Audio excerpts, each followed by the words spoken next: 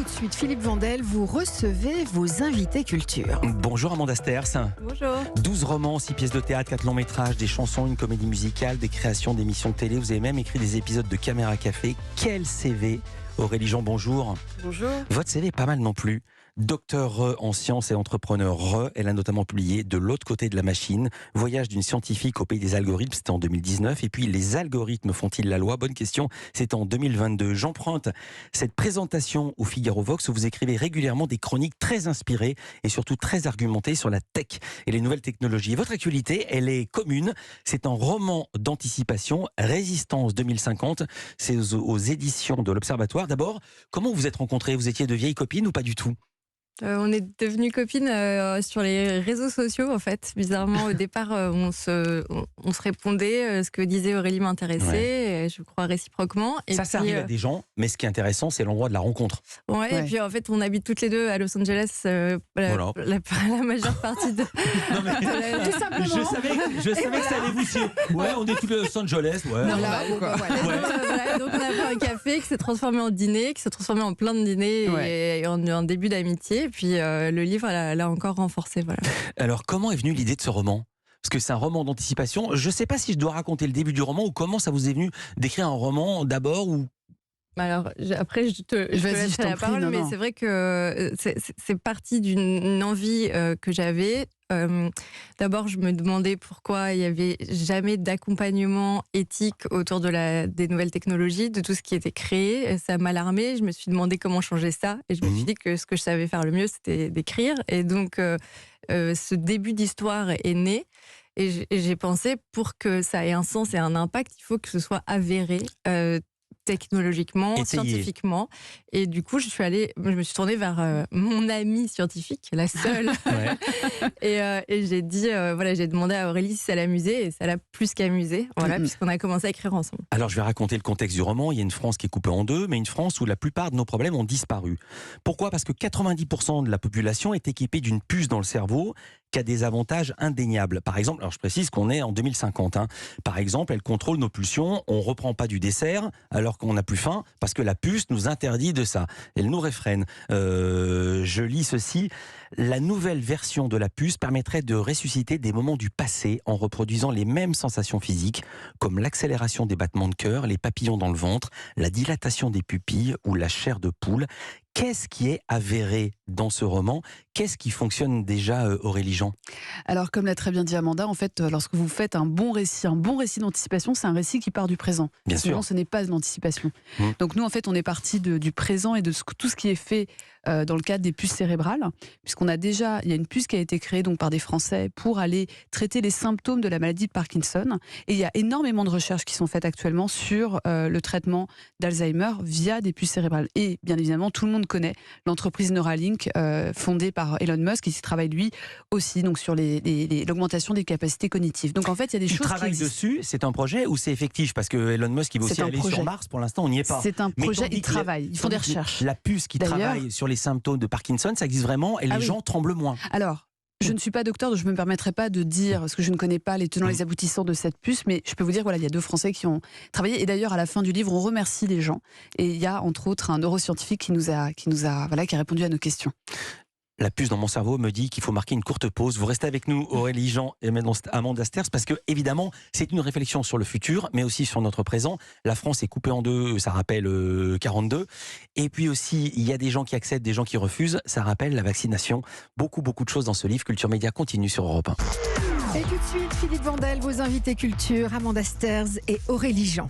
On parle de ce roman Résistance 2050. Ça se passe donc dans une société future qu'on souhaite voir arriver et qu'en même temps on souhaite ne pas voir arriver. Parce qu'il y a des choses absolument formidables. Contrôler ses pulsions, avoir une baisse des maladies. Il y a des choses, je ne pense pas que ce soit possible. Vous allez me dire si c'est possible. Est-ce qu'on peut vraiment apprendre grâce à des puces sans se farcir un traité d'économie? Ça, je peux pas vous pour dire. Résumer Keynes. Mais en tout cas, il y a des gens qui travaillent sur l'augmentation des capacités cognitives à travers des puces cérébrales, comme la société Neuralink. Ils travaillent sérieusement.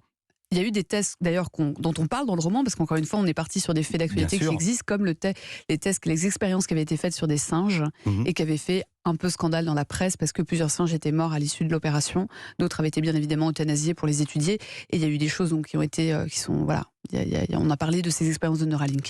Alors c'est une très bonne et une très mauvaise chose, le progrès du point de vue duquel on se place justement. Il y a 2 héroïnes dans le roman. Comment vous les avez créées? Il y a Oona et Chloé. Qui sont-elles, Amanda Sters? Alors, Chloé, c'est une scientifique et c'est avec son mari, on dirait un couple à la Pierre et Marie Curie, c'est elle qui a inventé la puce cérébrale. Donc elle est couronnée d'un prix Nobel avec son mari H pour cette découverte.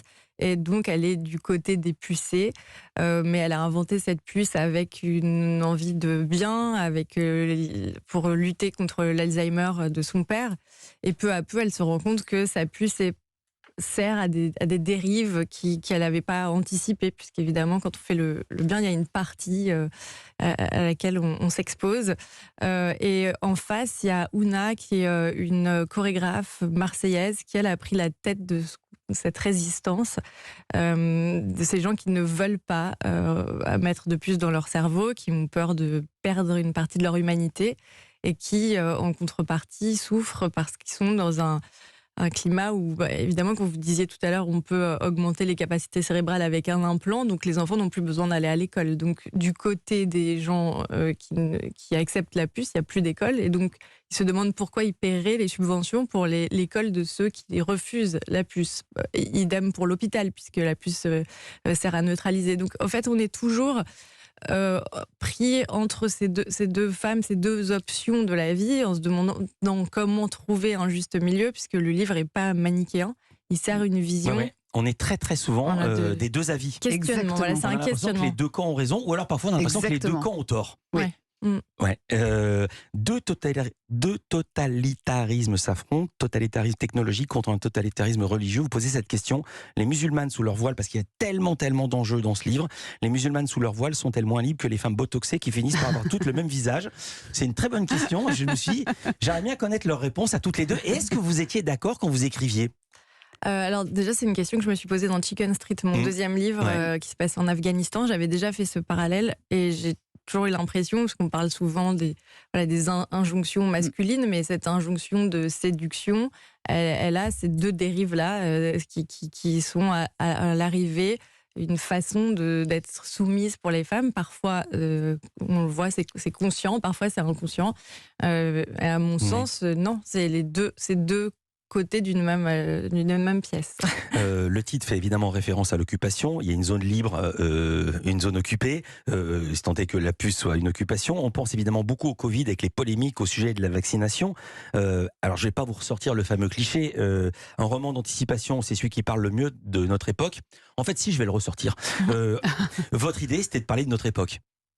Quand vous faites un roman d'anticipation, et c'est pour ça que vous nous demandiez si on s'était beaucoup parlé, on avait discuté, on s'est beaucoup challengé l'une l'autre pendant ce roman, parce qu'en fait, on a les mêmes personnalités, on a les mêmes lignes morales, les mêmes valeurs avec Amanda, mais on a des sensibilités différentes parce qu'on a des histoires différentes et qu'on a des backgrounds différents. Comment on écrit? Je vous interromps pour avoir le fil de votre sujet. Comment on écrit à 4 mains? Est-ce que vous écriviez Chloé la scientifique et vous écriviez Oona l'artiste? Non, sinon on serait tombé trop dans la caricature d'un livre de ces 2 personnages. En fait, on a d'abord fait une ligne de temps avec une scène de début, une scène de fin. Moi, c'est Amanda qui m'a appris à écrire des fictions, parce que je ne sais pas écrire des fictions. Je l'ai appris avec elle, en fait. Moi, j'ai fait que des essais et c'est très différent. Bien sûr. Et on a fait une scène de début, on a défini une scène de début, une scène de fin. On avait des post-it, on a défini des scènes majeures dans le récit. On a une carte de France et une carte du monde où on mettait des post-it pour savoir où est-ce que les scènes se passent. Et puis on s'est partagé les scènes, on les a écrites, on les a échangées, on les a relues. Et c'est là où Amanda a fait un gros travail justement pour m'apprendre à ne pas tout dire. Parce que contrairement à un essai, vous ne devez pas laisser de place à l'ambiguïté. Dans une fiction, vous devez absolument ne pas tout dire. Après, quand j'ai repris le récit, je pense que j'ai réinventé une voix qui n'était pas complètement la mienne et qui était une voix dans laquelle il y avait une place pour Aurélie, pour aussi sa sensibilité, son avis. Et voilà, donc j'ai repris avec ce qu'elle a apporté et ce qu'elle a créé comme questionnement chez moi aussi, parce qu'il y a des choses que j'aurais pas écrites de la même façon.